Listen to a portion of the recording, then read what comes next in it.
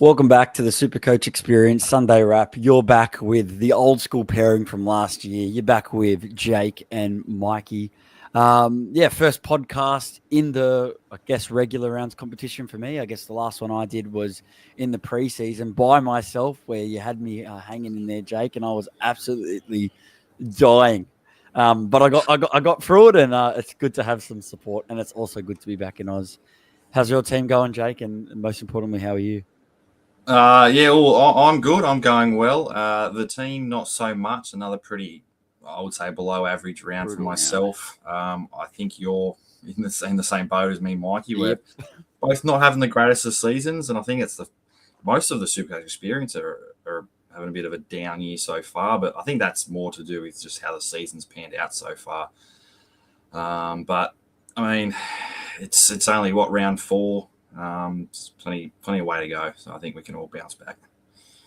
Yeah, it's been a brutal start. Usually there's enough of us in the SE experience of one of us to do good, and we're just not doing too well at the moment. I scraped another just 1,000 in. I guess usually to get ahead, boosting and pumping through the trades is how I catch up, but I boosted twice already and it's just not working out. But look, there's plenty of time. There's no time to give up. It's just looks like playing a little bit different, and most importantly, going against the crowd seems to be paying off for those people. And it was the week of a lot of people got out of turbo, and it just shows you that although you wanted to hold for this week, the right move was to sell him being injured, and we'll get to him anyways. We'll start breaking down the games. I'm going to do it a little bit different today, Jake. I'm going to do Thursday. You're going to do Friday. I'm going to do Saturday. You can do Sunday. Okay. All right. So let's get to the first game of the round. Sorry, I'm in the Tigers. Where are we? A game I'd rather forget. The Panthers. Trying to get away from it. Yeah, the Panthers and the Bunnies. Normally I love talking about my side, but not this year, Jake. So we've got there. Sorry, I can't. My screen thing's not as good as Sav's, but this will do. It's better than nothing. So top score here for the Bunnies, Colin Matangi. I know a few people interested in starting with him. I know a few people that actually jumped off him, and then he scores a double this week, which hurts. I guess that's just what Colin Matangi's got in his game. And the main thing is the Bunnies have started a lot hotter and a lot better than I gave him credit for, especially without Latrell. News is that Latrell could potentially be back next week, and this side's going to only get better. And everyone's saying, the Bunnies have such a rough draw. But, they've just come out of what I believe to be more of their rough draw. And coming up in the next few weeks, they've got the Roosters and the Cowboys. So, that could be a potential move that I'll be looking at next week, is to just go early on the trail because I'm back so far behind. I want to just try and move up a little bit. Apart from that, David Moali pops up to 71. Gray. You actually pronounced his name correctly there, Mike. Usually he's got a mole every year. He's a reformed man, this guy. He's gone to Japan and he's I was brushing up on my Japanese and somehow I've got to look, I'll stuff one up soon. Mamazelos, 64. I think that's pretty good too. But yeah, Jai Gray, I think he's been one of the better players this year. If he had a full-time role, I guess you could look at him, but with Latrell coming back, I know some people shove him back at center and keep Gray back there, but it looks like he'll go back to the utility. But realistically in here, there's no one hard out I'm looking at from the Bunnies at this point in time. We've got popular cheapie Hubner should be back from his suspension. How will he fit? Will he go straight back into lock? It'll be interesting. Hopefully, as guys that are held on to him, we can hope he can have a similar kind of role. But as each week goes by, they are getting some troops back, and unsure on how his role gets. At bottom dollar, at least we can have a week. And if his role, diminishes, then the week after you've got Thomas Cant that looks to be a good option. So there's options there. Mamazelos, realistically, him and Starling, you started with either of them, you'd be doing pretty well. I guess the difference was Mamazelos was a bit cheaper, and a lot of people got scared off him with Humphreys, maybe lurking as a utility spot, ended up winning the halfback spot. Mamazelos has been killing at 64. He's got a lot more weeks to make some cash, but do you reckon it's too late to jump on, Jake? Yeah, I think hookers, it's kind of a bit too late to jump on a cheap. You go, a guy that's kind of making money. I think all of them around that cheap market are making enough money to not want to trade, and there's quite a few other problems around. Well, there should be a lot of other problems around everyone's team than dealing with hookers who I think no one's really a standout. So I wouldn't really be jumping on Amazulis. Yeah, agreed there. Humphreys continues to do a solid effort there. He's got the minus 24. I know he didn't score as well in this one, but he continues to make some cash. Alex Johnson was going great until he got injured again. You know me, I always love an Alex Johnson play, so sucks to see him go down. But realistically, I don't think there's anyone else I'm really looking at, although I think the Bunnies are going to continue to prove, especially with Latrell. There are going to be some benefactors there of people benefiting off Latrell for sure. Normally they're edge spots, but for now, I think I just, get Latrell this week or look to get him in 2 to 3 weeks. And then after that, kind of just see who he impacts. What about yourself, Jake? I think I agree with the Bunnies. I think Latrell's probably going to be one that, especially with Turbo going down with an MCL injury, I think Latrell's going to be someone that people target. And then I guess with outside backs, they've got a few cheap guys, but no one really you'd be happy kind of bringing in. I don't know who ends up playing left wing. Does Cody Walker, go back to the Cody Walker of old? And, his scores have been quite down this year. He doesn't seem to be getting although he looks good in NRL, he's not kind of getting that SuperCoach score that he's used to. Does Latrell bring that back in? And I guess with Humphreys, you'd assume he loses the goal kicking to Latrell, so that floor of his kind of drops down a bit. But I guess their attack probably improves, so maybe more attacking stats for him. But yeah, not really anyone. Even Colin Matangi, a 2-try performance and only gets 80. None of them are really options, I feel. Yeah, I like how you brought up Cody. He's going to go down about 480K. And if, Latrell can have a positive impact on Cody, even you say he might be getting too old. There was a spot last year when if you got him for the right price, there was a month period where he actually helped you. I know it worked for me last year. So, he's someone that you keep a close eye on because if you can pay in the 400Ks and the Bunnies start to really click it together under Wayne and with Latrell in the side, I am going to look at who it benefits because I think it will. But, one to put on the watch list, but I guess there are plenty of options in that half ring that will probably make it harder to go a play like Cody. Over to the Panthers. Look, just quickly to defend my own side. Back in 2003, we lost 3 out of our first 4 games and still won the comp. Not saying we're still going to win the comp, but I do believe we are still a top 8 side. So I do continue to improve, but I guess from a SuperCoach perspective, if I believe and you believe that they're going to improve, that obviously means that there's going to be some opportunities in that Panthers side to jump onto. They have a friendly matchup this week against the Cowboys. Nathan Cleary will be back. They've also confirmed that there will be some changes. We're not sure 100% if Brian To'o's going to play. I think after Laurie's performance, he'll get dropped. So there'll be a bit of changes in Penrith. I think you'll see a Snyder Cleary pairing and maybe Blaze. Who knows? Maybe Jenkins goes back to fullback. So there will be SuperCoach ramifications. I guess the biggest one, Jake, and I pick him to be the most traded in player of next week will definitely be Tommy Jenkins. It's a pretty 2 solid scores from him. The first game, obviously, he played in fullback and he got 91. He then gets 60. What was it? 69 on the weekend. But I think the most impressive thing is base. If you look at his stats there, we got 28 points in there. It's a lot in base. So 22 points in tackles, 12 points in offloads, 2 in impending offloads, 8 tackle busts, no try assists in there either. So I think that's a standpoint. At the end of the day, he's 220K. It wouldn't matter if he scored a try in that 70. I think with those 2 scores, you grab him. But he beat out Casey McLean for a spot. I assume Casey McLean will come back in but it looks like he's jumped up in the pecking order, and Ivan seems to like him. So I think his security is pretty good. Obviously, if Penrith continue to lose and there are mistakes and errors down his side, then Ivan's going to, change it a little bit. But I feel like with Jenkins, he's kind of earned his way back in the side. Will you be grabbing him next week, Jake? Yes.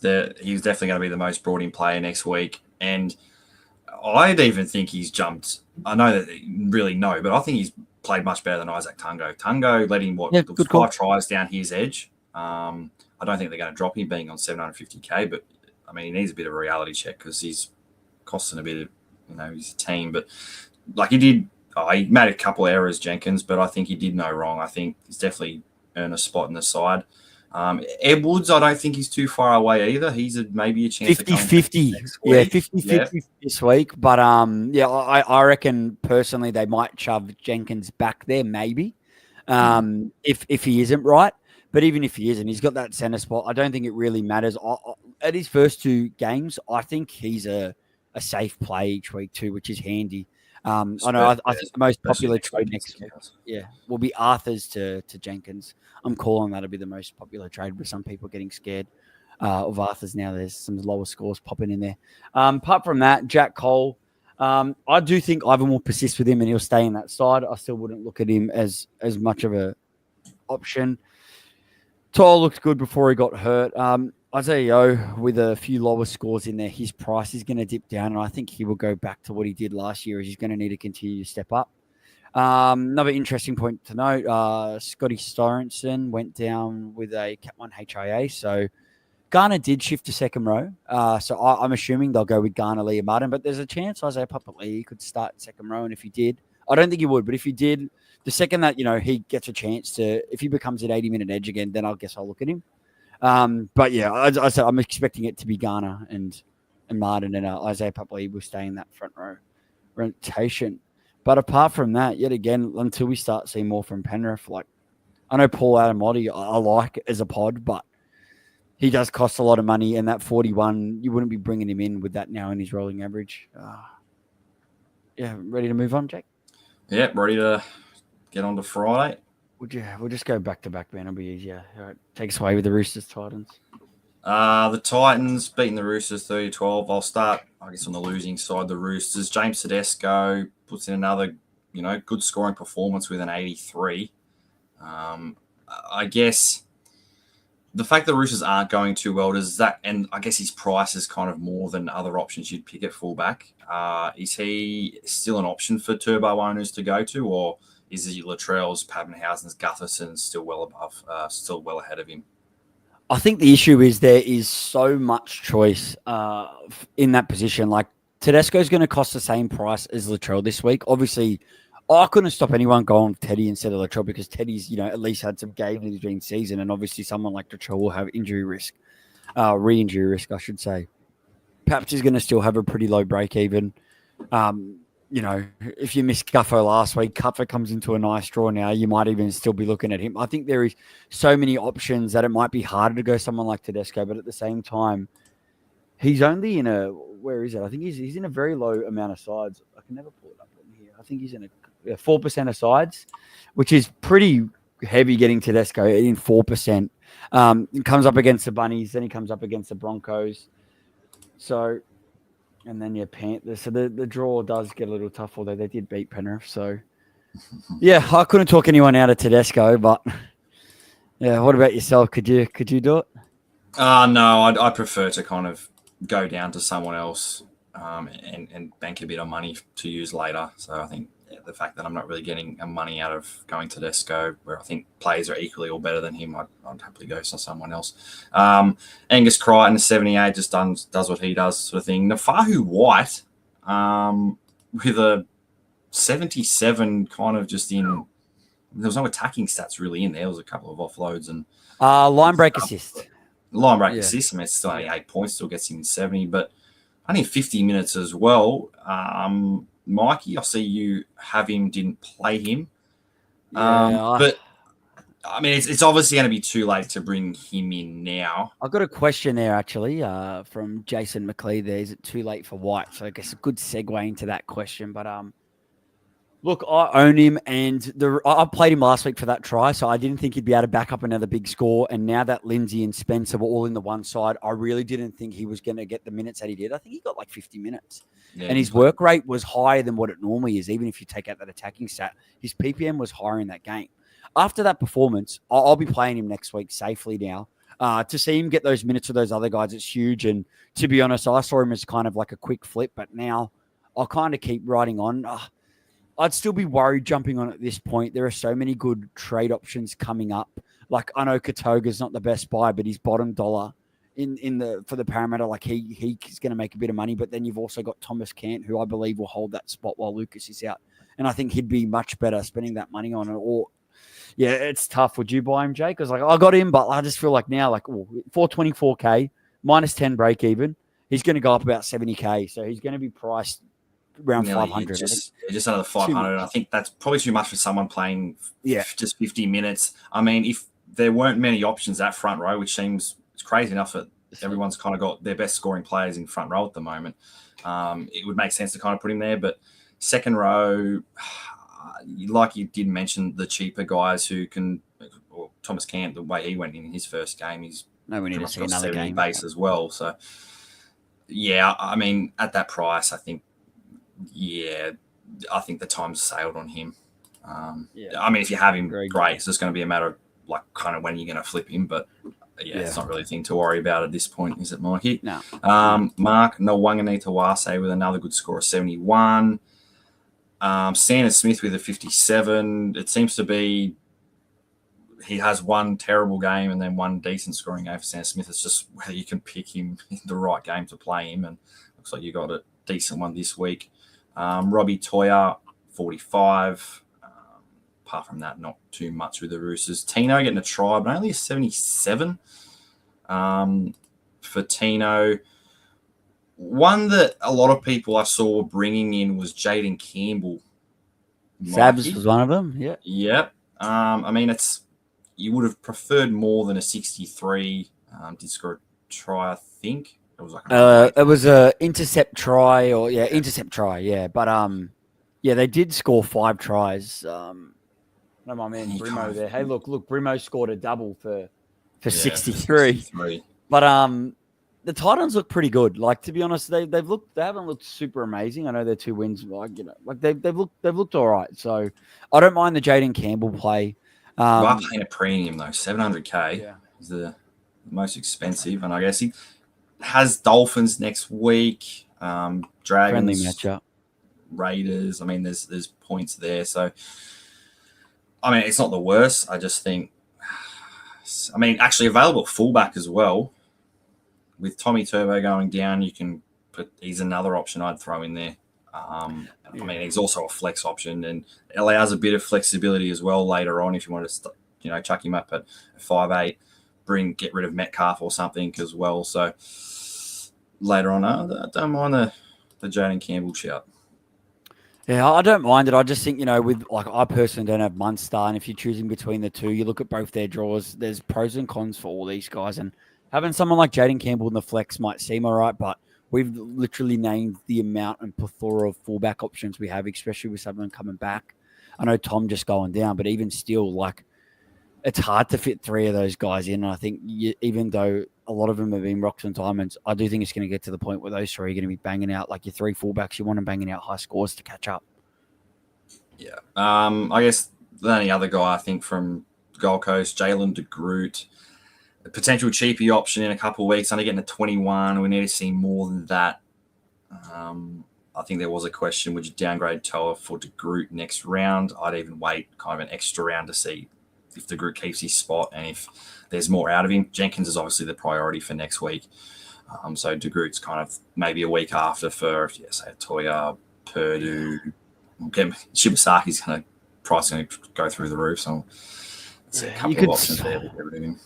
You can have a look at de Groot another week, because that's only his first score. So if he comes out, bangs a decent score next week and then can do it again, it doesn't matter as much the 21 for the first one. I know it means he won't have an instant skyrocket, but have a look at him for another week. If he's got that, fullback spot locked up, then you're definitely going to look at a fullback in center wing, although the 21 isn't really amazing. Yeah, I guess it's just kind of the eye test of score-wise. Like, is 21 going to be his kind of norm? He wasn't really heavily involved in their attack like Kinney was, so a bit of a concern there. On to the second game. Yeah, as you can see, for the top scorer there, I didn't play him.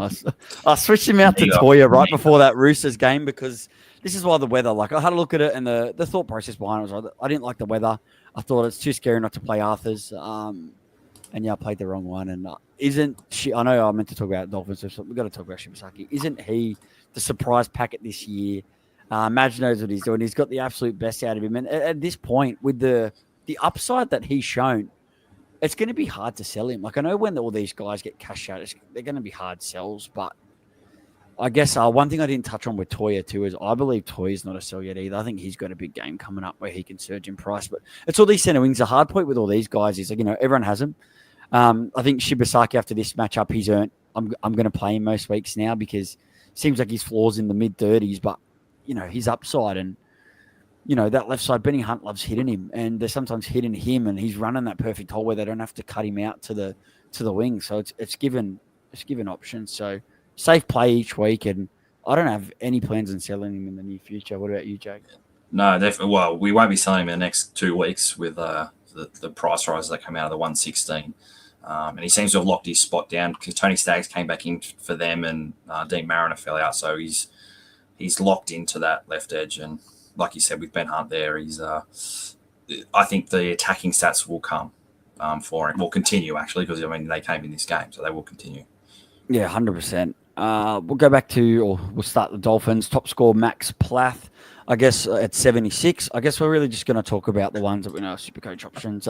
Herbie Farnsworth continues at 69. Like, he continues to be someone that you can look at.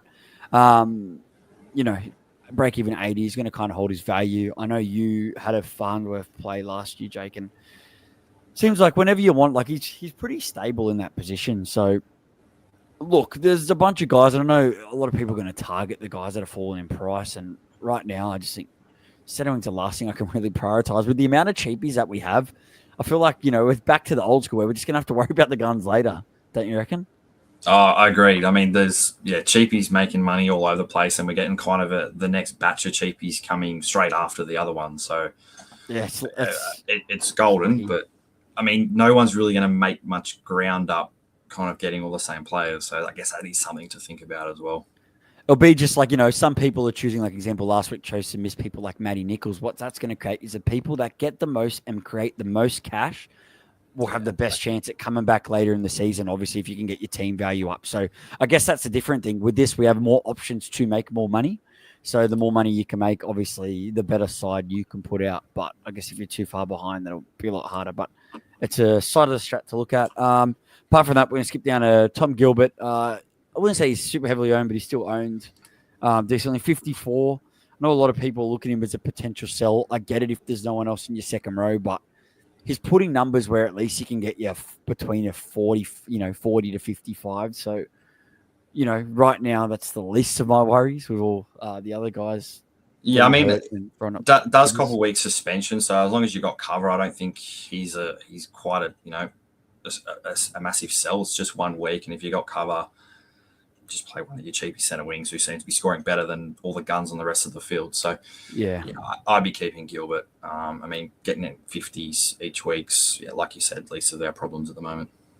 Yeah, and like in the worst case scenario, like, next week you have to play a Sandon Smith against Bunnies, who he still might score right with points. And then, as you said, you can play, I think you can, like, it's safe to play, 5 centre wings at the moment. Like realistically, they're putting out decent scores. If they score a try, they're going 60 plus. So, I definitely think that's an option to hold. Apart from that, I guess one that will stay on the watch list is maybe Azarko if he comes down to a juicy price. I guess he's always someone that people love to jump on for a run. Break even of 117. So he'll drop to like 65K. So that puts him to 530. If that continues to go, if you can pick up Azarko in the 400Ks, I'll be a moment. I guess the only negative side to the Dolphins this season is without Wayne Bennett, they haven't looked as good. Have they won a game yet? Are they 0 from? They have not. Yeah, I could be wrong, but I don't think they've won one. Sorry, I haven't watched every game 80 minutes since being in Japan, but I'm getting back on the ball. But apart from that also, if you're going to get a guy and you're going to get a guy for a bounce back, you need to believe in how that side performs. So I guess right now that's kind of where I sit with Dolphins, unless, it's a must-have cheapie. And back over to the Broncos, the next one, Payne Haas continues to do Payne Haas things. I guess at this point, he's super heavily owned and most people have him. If you didn't have him, Jake, at this point, he's costing you an arm and leg, but do you just, sacrifice that arm and leg and grab him, even if you haven't? I know there's probably a real small pool there, but you got to have him, sure. You do have to have him, but, I think he's probably going to max out his price after this round. He's kind of going to plateau out at, 850 kind of mark. 50, yeah.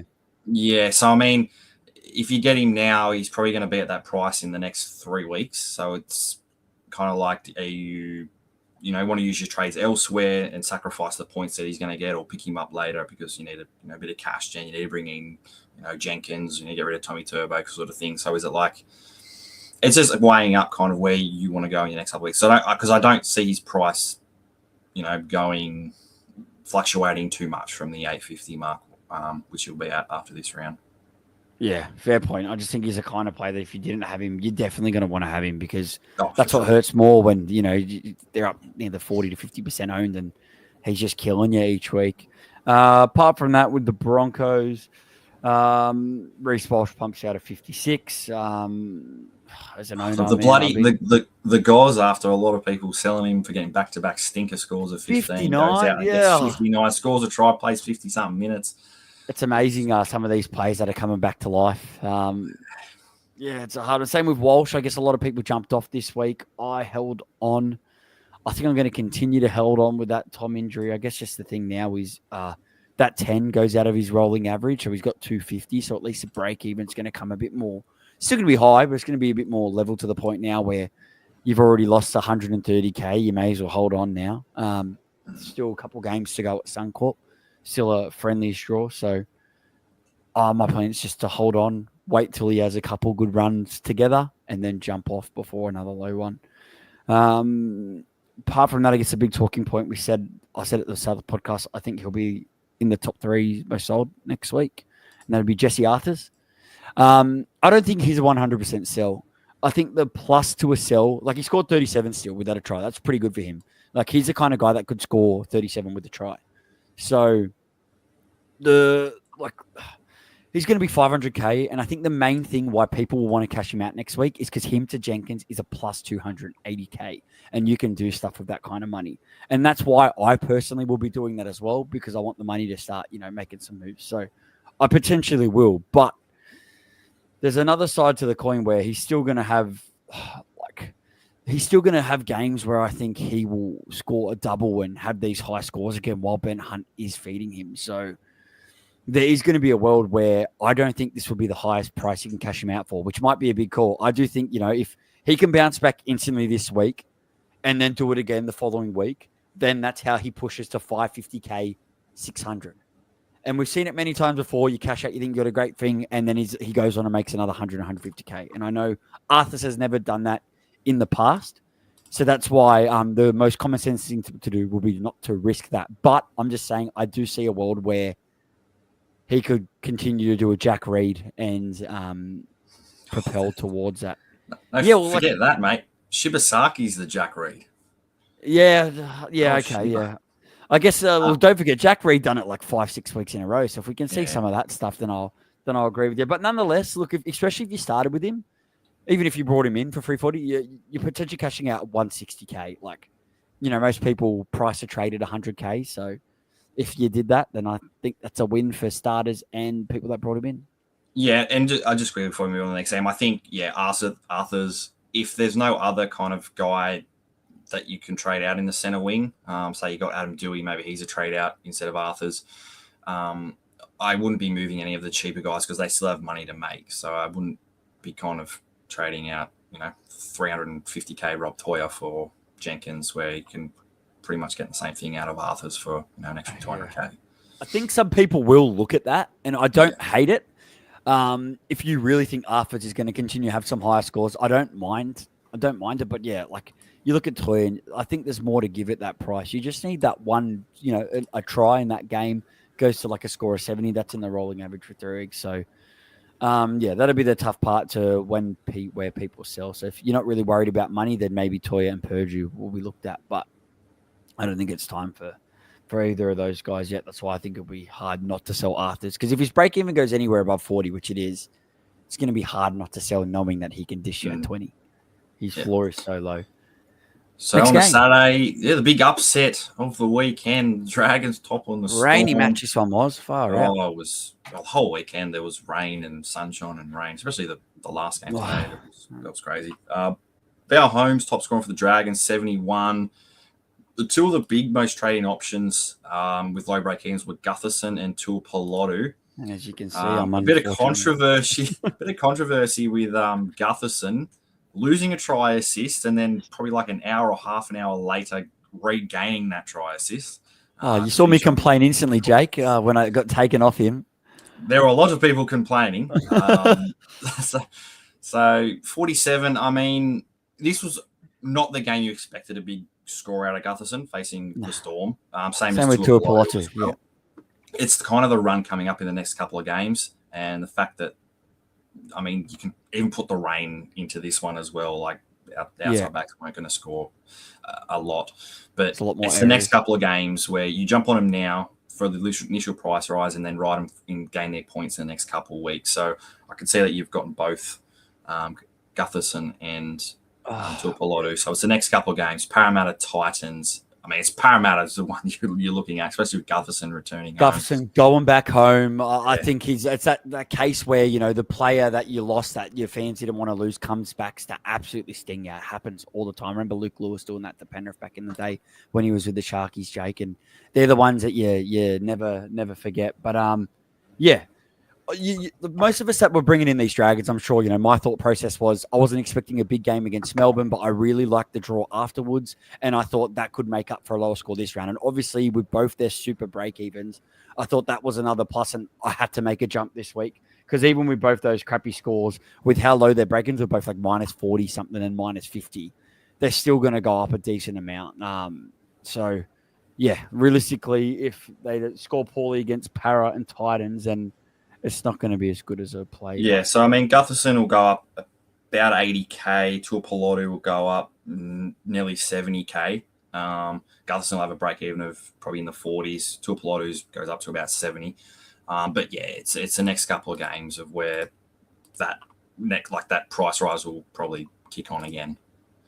Emre Gula, he's facing, is it 2 or 3 weeks? He's got 3 weeks. 3 weeks. 3 weeks with the early guilty, and if he fights it and loses, it's 4. So, as you can see, I'm an owner as well of him. But look, I think he is definitely going to be a sell. But for me, he's not an issue this week. He'll be who I turn into can't. With all the jewels, real easy to shove someone like White or Horsburgh up there and get rid of him to cancel. I don't think he's a major issue unless you're worried about your depth this week. Like, he had a break even of 1 or 2, I think. So he still makes a little bit of money. Yeah, he'll make 25K. So, I mean, yeah, it's not going to be a sell. I mean, if you're really relying on Emre Gula to be one of your scoring 18 players, you've probably got other problems in your side. So, yeah, it's not going to be a priority sell. He's your fourth front rower. Clemmer, I think now that we've seen with that happening, then maybe it's better to jump off anyways, even though he's still starting over Couchman. Yeah, but it's kind of, like you said, it's going to be when you bring in probably Thomas Kant. So it's going to be, in a couple of 2 weeks' time. Not really much else, I guess, from the Dragons. We mentioned the top 2 guys. The Storm, I think 8 points. You had Harry Grant. He finished on like 49 and he's been upgraded to 70. I think Pappenhausen was on 80, went down to 65. So there was a bit of scoring movement in up dates, down dates. Eli Katoa, obviously top scoring with 77. Munster, you mentioned him earlier, Mikey, 57.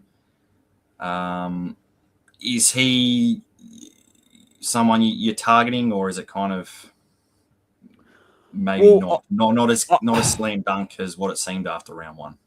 I got Tuapolotu over him with the low break even, and my plan was to bring him in next week, but with the fullback carnage, I'm going to opt out of it. And also now that he's dished up, it's not that the scores have worried me, but now that he's got a 61 and a 57 and he comes up against Manly at 4 Points Park, I know even without Tom, I still think that would be a bit of a tougher matchup for Melbourne. I know Melbourne don't lose back-to-back weeks very often, so they'll be up for this match, but I don't see it as a super high-scoring game, so it makes me just think, his price isn't going to skyrocket. Like, his break-even was, 31, so he doesn't really make that much. So I'm happy not having to get him yet, and, yeah, I'll definitely look to get him at some point, but I'm thinking more after Manly, their draw really gets, decent. So, Warriors, Dolphins, Bunnies, Raiders, Tigers. Like, I know a lot of these teams are doing better than most, but I still think there's points to be leaked in those games. So, definitely look at him, but not now. And I guess back to Paps. 65, he just kind of showed you, like, that was in a wet game too. He kind of showed you that even without the goal kicking, he does have that attacking flair. But that injury scares me. Going from someone like Tom with that injury to him, Like it is scary. But if you wanted to really make some moves, if you go Jenkins this week, cash out on that. You go Tom down to Paps. Like you can start to build a bit of a bank. Like his break even was -4. He's going to go up like 50-ish K. So he's going to be 666-ish roughly, and Tom will go down about 800. So that's still 135K. So look, he's a scary guy to not go without for the run coming up. But at the same time, I think if you're someone like me that's burnt through trades, the way I'm looking at it is I really don't want to have another injury problem in fullback where there's Ponga, there's Tom, there's Latrell. Oh, sorry, not Tom. There's Latrell, there's Guffo, there's Teddy. Like, there's so many of these other guys that I think I can kind of do without Paps, and I don't like having Paps and Walsh at the moment. I think they both have really lower floors in fullback, so I think that would put me at a disadvantage having that. Me personally. Yeah, anyways. And before we move on, I think the two popular fullbacks to bring in will probably be Pappenhausen and probably Gutherson. Assuming you didn't have Gutherson, would he still be the guy you'd target? I mean, Latrell's obviously going to be an option as well, but he's kind of you have to spend money to get him. And I mean, there's a potential that he's not going to be back. But who would you prefer out of Gutherson and Pappenhausen? Is still Gutho? Just the fact that you're not going to cop an injury risk there. How much is Gutho going to? Did we say? I think price matters here, or he's going up about 70, nearly 80K, so he'll be 750. 750 compared, so he's going to cost you an extra nearly 100K. Yeah, 90-ish K. Yeah, that's tough. If money's not a problem, I think I do prefer Guffo. You know, he doesn't get as injured as what the other ones do, and the Dragons, I think they can score a bit of points here. They're going to be proven in games. There was a wet track. Those first two games, he was absolutely killing and controlling the attack. Because of the half, so a bit more less experience, he's taking a bigger role. So I like his role a lot better. Sometimes SuperCoach, you love to target those guys that take a bigger role in the team. I think that's gold for SuperCoach. So that's why I jumped on Gutho and why I plan to have him on my side for quite a bit. But yeah, I can see both sides. Yeah. Right, anyone else? Next game. Let's go to another upset. Oh, lots of upsets. It's a hard time for tipping. I tipped the Dragons and took it off them because I got scared right before spewing. Sorry.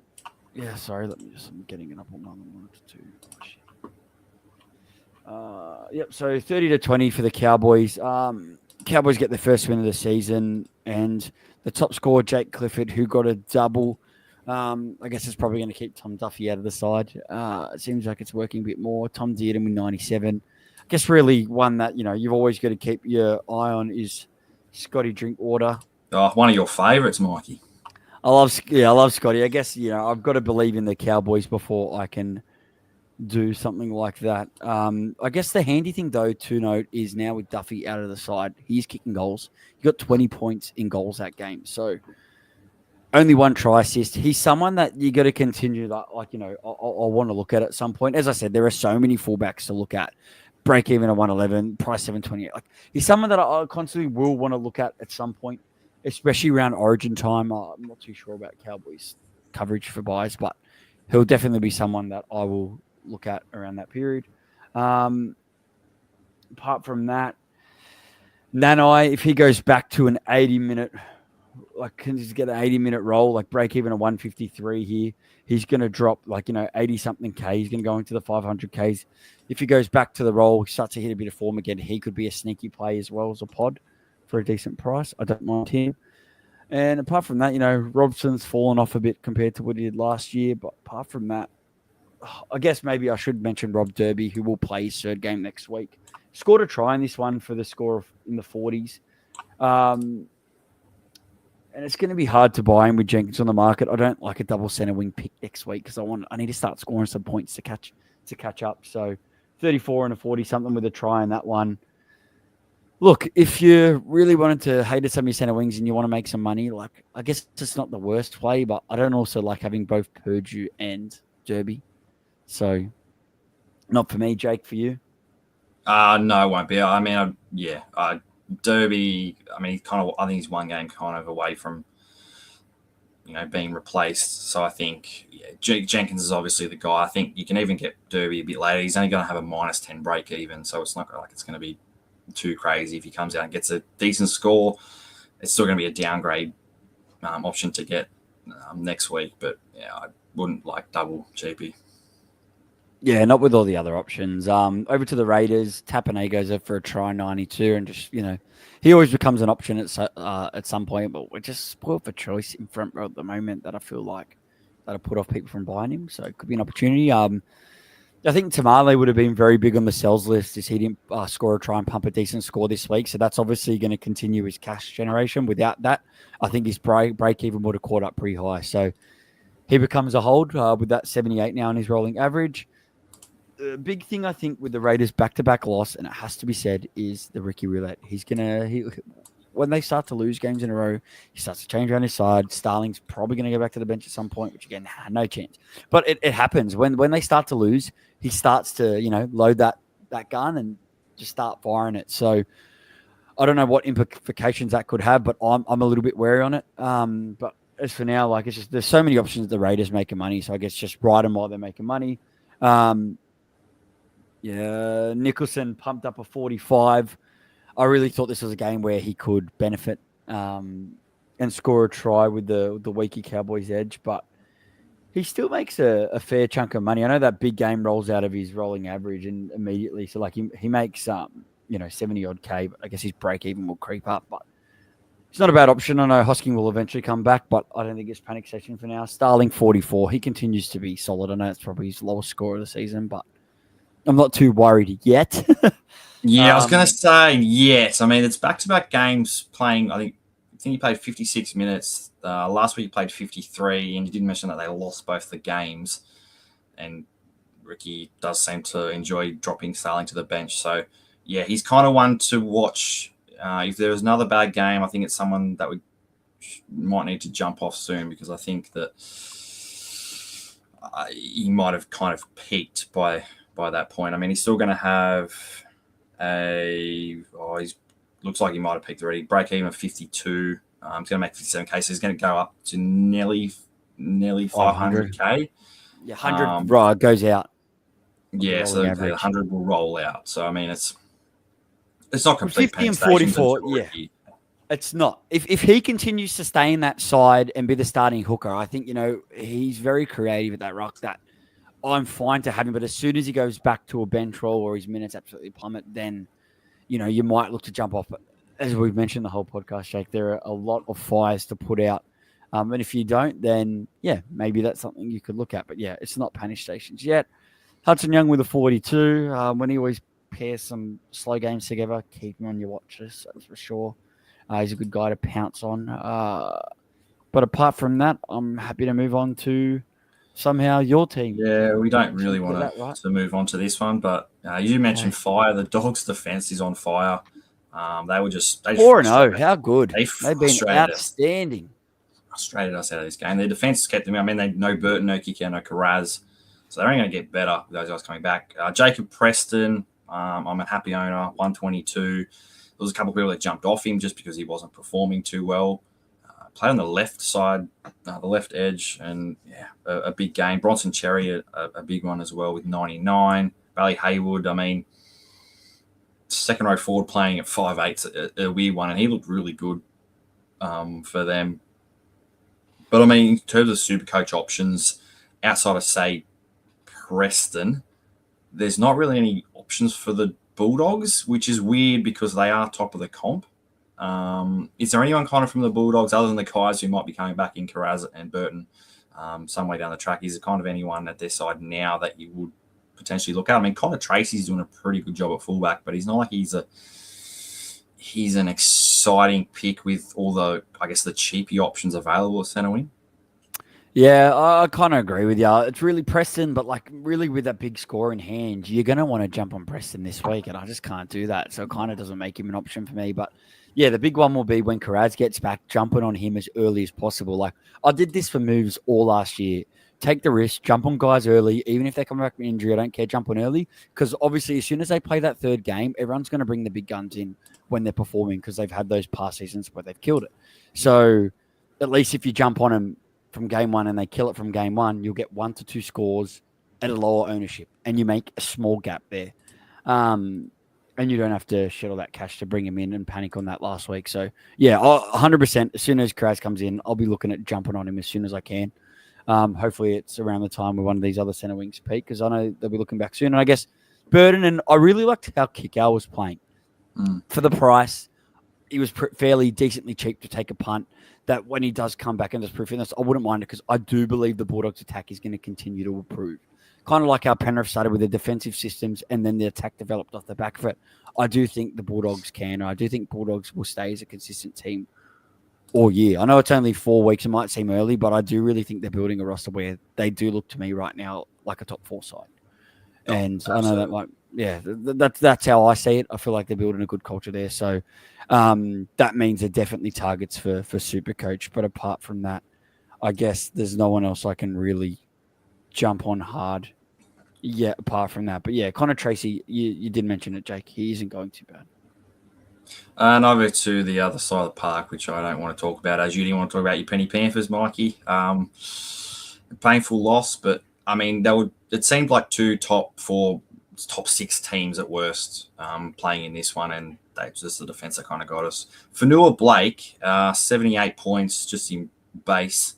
He's kind of, it seems this year, everyone at the start of the year was like, nah, I don't care about front row. The front rowers seem to be the best scoring players at the moment. I mean, you've got him, you've got Haas, Terrell May does it every single week, Horsburgh, Tino.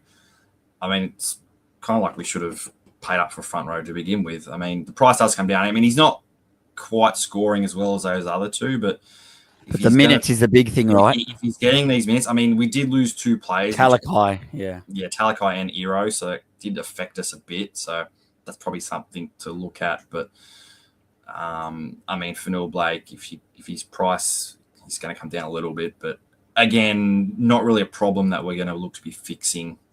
Is front row or second row, so it's someone that we can kind of put away, because our current front rowers are scoring just as good as that. You will want him for buys, but like that's a hard thing. You will need to look to get him, because he's going to be a must-have for that buy time. So looking at the right price to get him will be key for sure. Kyle Ero with a try 31 hamstring injury. Nico Hines with a 60. He was probably one of the most captained options might have been one of the most captained options behind Tom. I mean, an okay-ish score in a team that only scored 60 to 6 points. Yeah. So, I mean, you're not really going to go him to Cleary next week. Say you don't have Cleary and you really want him.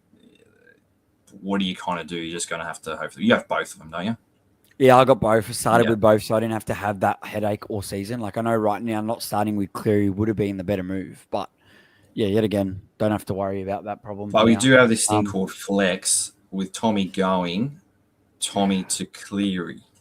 Is that a good option? Look, if you can't sell that second halfback, you can't do Hines to Cleary. That's absolutely crazy. He scored a good score last week, and when the Sharks are on and they're scoring points, I liked how Trindle controlled the game and let Hines be able to play more of his style of footy. So if you have a look at the Sharks' upcoming draw, the Raiders have been leaking points. They're coming off 2 losses. So yeah, Raiders, Manly without Tom potentially. Like, obviously we don't know the full extent of his injury. I think MCL is going to be minimum 4, so it won't be without Tom. I mean, it won't be. It's in Optus, it's in Perth, so who knows what's going to happen over there. Knights, Tigers, and then Eels is that big one in round 9. And the big one too is they do play the first bye. I'm pretty sure the bye is in round 12 this year. I don't know if I'm not sure. I think it's 12. I'm pretty sure it's 12. And if it's 12, then I'm pretty sure Sharks have decent bye coverage. I remember doing the Sharks team review. I thought it might have been. Look, I could be wrong, but no, it is 12. It is 12, yeah. So I'm pretty sure he covers. The Sharks cover the first 2 bye rounds. So especially someone like Nico Hines, if you got him, if he say Cleary and that, whoever makes the half for the Origin, and Hines isn't in that side, you've got to have him. So I know he's a bit of a yo and up and down, but yeah, you can't sell him. And I even think even if you didn't have him, you'd be looking at bringing him in, because the teams he's got in the next 4 weeks on their day have been performing really well. So I wouldn't say it's a super easy draw, but I still think those tries can give up tries that at least he can still dish up a decent amount of points. Absolutely. I mean, I still think he's the second best halfback option. So you may as well not get rid of him and find another way to clear. And I think with the flex now, it's pretty easy, a lot easier to get him in. Other than that, I guess the Sharks, not really much else. You've got like Stone Street, bunch of outside backs, Ramey in, Romatalo. I mean, you're not really going to be targeting them until they've kind of dropped their lowest price and maybe bring in one of them like a Mortalo or, I mean, Iro is the one that's been killing it and he's got an injury now. So they've both been on a run, Ronaldo as well. So they're not really in get range yet. It's hopefully you want one. Yeah, you do want one, especially over that origin period where they're pretty much going to be full strength. Yeah. Depends on Iro's injury. I think he's the biggest one. I've been trying to get him in the last couple of weeks and I just couldn't. He scored a try in each game and he only played 40 minutes, I think he did, Jake. So, and he scored 60 for that. So if it's a short-term injury, once he's back, I think he's the guy because his floor's the lowest and it seems like their attacks shake him to him and he's got a lot more confidence running the ball. He's scoring a lot more tries, where last year he was setting them a lot up for Mulatalo. You want a Sharks back. It's always worked for SuperCoach every year. Like they're still going to be a top side even after that loss. Yeah. On to Sunday. Today's games, the big one, as you can see, I've got the big fat C on Tommy Turbo. And I know before the game, I know a lot of us sort of sat there and thought, let's play it safe, Captain Turbo. I knew it, but I also knew if he got through 80 minutes that I saw a 150 on his horizon and I just couldn't, I just was greedy because I saw the fact that he was only owned by 25% too. I was like, that's a way that I can catch up without doing a super move there. And it backfired. It didn't work. The guys that jumped off Turbo, congratulations, well done. It just sucks that he obviously come into this with a separate knee injury, injured the other knee. It's just if we knew more about that with more time, I definitely would have sold him this week. I think 100%. I would have held Ponga and I would have sold Tom for sure. It sucks. Even if for some reason they come back and I know you said it probably 4 weeks, but if they somehow come out and said it's not going to be as long as you thought, his run gets so tough right now that he is an immediate sell no matter what happens. Like let's say he's going to be out, but the Manly have Storm, Sharks, Dragons, Panthers, Sharks. So he's a sell no matter what. There's a before or fullback options. It's time to jump off. Yeah, he loses 70K here, so it is an even bigger loss to owners. We got to cop the 23. Most of us captained him, and we lose about 70K. But with 800K, it isn't hard to get any fullback that you desire. Exactly. Up to the top of the list. This could be a big one to look at. He did go back to fullback, and I think he will continue to be named in fullback. They do have Garrick, they do have Cooler, but I think it'd be Lehigh. And pumped up in 87 there. I know he scored a try on the wing originally before shifting back to fullback. So I guess that's an important one to note there. But he does cost you $5.75. So break even at 79. Their draw's so tough that it'd be hard to go there. But Manly, I still think they'll be competitive without Tom, and they've looked really good. And I do see them being up there fighting for a top 4 spot too. So look, be a handy pod play. Guys like Ruben Garrick are still an option. 64. Here we go. I knew you were gonna mention that name up. Olakuatu. Always struggle with Olakuatu. Cooper Cronk always gets it wrong as well, so I don't feel too bad. That's always the one I can't do, and I did good at the start of the podcast, but he's just he's my match. So 62 continues to be an option. Then over the other side to the park with the Eels, I'm not really going to mention anyone here. Zach Lomax, I will always constantly keep my eye on because even in games like his floor's not too bad. We already spoke about Katoga, but right now the Eels haven't won a game. I don't see him winning a game anytime soon. Coming up against the Dragons next week, where some people might go, "Yep, this is it." I don't see that. I think Guffo's going to steamroll him. Zach Lomax could have a massive game up against Southside. That also could be a thing. But apart from that, it's just really hard to go anyone at the Eels right now with them struggling. If I had Dylan Brown, I'm not sure if you're a owner, Jake, do you look at selling? No, Look, I don't think he's an immediate sell, but right now, personally, I don't have a single Eels on my side. I would not look at having any of them. I just think when a team is doing so poorly, it is hard to have them. I think they'll struggle for quite a while. Sorry, Para fans. You're not really sorry, Mikey. You're a Penrith fan. You are not sorry at all. Yeah. I'm not in a position to crow either. We only have one more win than them, so I'm not going to be an asshole. And over to last game of the week. Good game, man. The last 5 minutes, the Warriors pulled that in. And look, I'll be there saying that I would not have predicted the Warriors being 3 for 4 heading into their bye. No, not three in after a how row. they've kind of not how they started the year. Like they didn't look And the really roster too. that good. Yeah. Yeah, like a lot of us just didn't give him the credit they deserved, and I'm pleased for him that I was wrong.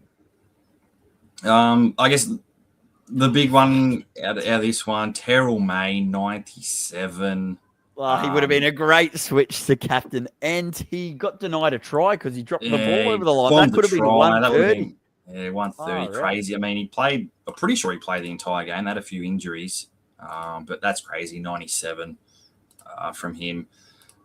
I mean, you did mention the captaincy in a game. In a round where rain was so crazy.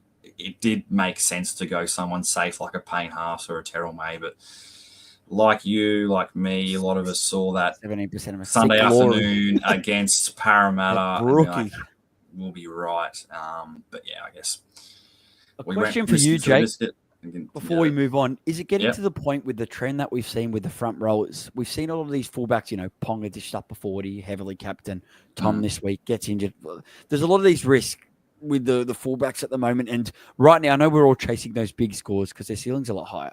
Is there a case where we see a little bit of shape and feel? Do we just start captaining a May or a Hearts and take these guaranteed almost 75s with the minutes they're going? Like, I think that's a strat maybe some people aren't really looking at. Like, do we just play it safe for a bit, especially if you're trying to catch up? Do you keep seeking the fullback glory, or do you just kind of, with these guys killing it, do you just play it a bit safer? So you're saying bring back the old captaincy of 7 to 10 years ago when we were captains back rowers or front rowers all the time? Yeah, like the Paul Gallons and Corey Parker, but with the scores that both Terrell May and Haas are dishing up, and you can even throw Tino into that mix. Plus, you give them like a try in there at 130. They do have the ceilings more so than what they used to. So it's just, my captains are sucking the past 3 weeks. It's just more so I'm like, look, I'm not going to do it next week because there's so many good options next week. But the question has to be asked. Like, you got to look at it, right? Oh, absolutely. I mean, yeah, it's better off banking on an 80 point from one of these front rowers than risking a 20 to 120. I mean, it looks better in hindsight. I copped Ponga last week. I've copped Turbo this week as well. So it does kind of look better in hindsight. But next week it could be a round of the halfbacks and fullbacks where Ponga goes massive, Cleary goes massive, Hine goes massive, and we're thinking, wish I took 150 instead of a safe 80. But it's a funny old game, SuperCoach. Alex Stayfarth with an 84 in this one. Had a line break and really hurting sellers. In the last 2 rounds have kind of helped him. I mean, I have him, so I'm cheering that he's got these games, but I mean, it's not a really exciting player to watch. Old Alex Stayfarth. He's due for a good few penalties. I'm surprised he hasn't been sin binned or suspended yet. With the 2 scores, you don't have to worry. You can let that cash build up, and then you can jump off if you're not happy. It's perfect getting back-to-back good scores. One of the centre wings, cheap-ish centre wings that looks like we're going to kind of ignore is Stafford Toa. Too many. Bit of cash gen in him. Yeah, there's too many. There's better options. 80K he makes. Cheaper, yeah. So makes 80K. That one's gone. I mean, they did lose Dewey in the warm-up for this one, so I'm not too sure the severity of that. I think it was a groin maybe a groin or calf. I can't really remember. But I jumped off him last minute. So that would have caught some people out late. I mean, last game, what are you going to do? Like, unless you weren't playing a Metcalf, that'd probably be the only way some people would have been saved. Yeah, some people might have had to go to Paul Royce Hunt and cop the 20 or whatever he scored, 17 points. But out of this one, I guess not really too much other options from the Tigers. It seems that Jerome Luai is just a NRL player now rather than a SuperCoach option. He just keeps getting low scores. All the attacking kind of SuperCoach points goes towards Galvin. Luai's just, I guess, a facilitator for them. But just keep an eye on him. If you get super cheap, you'll look at him. But the fact he's not really running. Galvin went down. No, if Galvin went down, it's like when Cleary went down, then he controlled the side. If he's controlling the side on both sides, then he becomes an option. I think it's very similar to what we saw last year when he became an option for a little bit. Over the other side, Wade Egan, one of Sav's SuperCoach crushes, Wade Egan, scoring a 90. Had line break and a try assist in this one. Looked at everything, but again, the head knocks. I mean, we kind of mention him every week, even when Sav's on. We always mention him. He's like, if the bloke could not get knocked out every second game, he'd be such a good SuperCoach option because he just plays 80 minutes and gets through a ton of work. Metcalf scores a try, kicks 5 or 6 goals and gets 55. I mean, it's kind of a matter of when we're going to get rid of Metcalf. He had that big ceiling game a couple of weeks ago, but that rolls his out. Floor just seems, it rolls out. The floor just seems so low for him. And I guess, I don't know, Mikey, what are you doing with Metcalf? Well, to make my moves this week, I really wanted to hold Brimson because I like the upcoming matchups. Glad I did, even though it was a double for 60. But because of the Dewey thing, and I really was having such a bad week, I didn't want to cop a crappy score. Another one, I traded him back in. So because I traded him back in, I kind of got lucky because with a break-in of a 2 now, by getting him back in and selling Dewey instead, I get it 40K. But yeah, I was selling. He goes on a buy next week. Potentially, if I didn't have all this other carnage, and I really don't want to use a third boost, but if I did want to use a third boost, I'd be looking at a Metcalf to Munster. Or even if you can afford it with the money, you can make a Metcalf to Campbell could also make some sense. So I definitely think he's a sell. Like, he's going to have these games where he scores big, but now with the buy coming, that score going out of his rolling average is now going to have a 20 and a 50 in there. The break even is going to come up where he's going to start losing mass money if he gets a 10 in there. So I think, I'll be looking at to jump off. I don't think I'll be able to do it next week. I'll be looking at the week after it. Yeah, in the next 3 weeks. But too risky to hold. Yeah, like the break even is going to go up to like 78 when he next plays. So it's kind of being like he's going to start. Luckily, the buy. Yeah. So with the buy, you get kind of an extra week to kind of go, all right, don't want to use a boost this week. I'd rather use the 2 trades next week to bring in, say, Munster or whatever 5-8 that I can or that I want. Anything else from this game, Mikey? It was a good game, but in terms of SuperCoach options, like, not really too much. I mean, you just pressed on him there. Another front row that's doing quite well this season, Fisher Harris. Yeah, a lot better than we gave him credit for. We looked at him in the off-season, we're like, nah, but he's not going to do much better. But, 61, 75, 50, and then another 55. But it's not the year where, another 56. It's not the year where we need to look for these front rows just to do a job. We're spoiled for choice. Nah, we've got too many. So we don't need a value front row. Look, I love the change. Yeah, I like the change. But I guess apart from that, we've been going on for an hour. I don't really want to ramble too much on. Save your questions for next week with, I think it's going to be Timmy with Sabs. But apart from that, I saw a lot of people, putting their scores a lot in the 1100, 1200s, and some people asking what par is. Honestly, I think anything over 1100. I think anything over 1100 is a good score this week. Like, I'm going to see red arrows at 1,000, but I think a lot of Tom captains, there'll be a lot of us in that 1,000 score as well. But 1,200, I'd be very happy with your score for that week. But anything between around 1,100, I think is around par. But sorry that we didn't have enough time to get to the rest of those questions. Apart from that, shout out to our sponsors and shout out to you guys for tuning in, and also catch Sabs with, I think it's Timmy this week. Don't hold me to that. But Sabs with either Timmy or Grant. Live on the Tuesday TLT podcast where, me and Jake have said it. Big week of trades. Lots of options coming through. And look, if you're doing stinky like me and Jake are, don't give up. There's guys that can help you come back. So just find them. Thanks for coming on, Jake. Find that diamond. Thanks, Mikey. Good work, mate. See you later. Peace.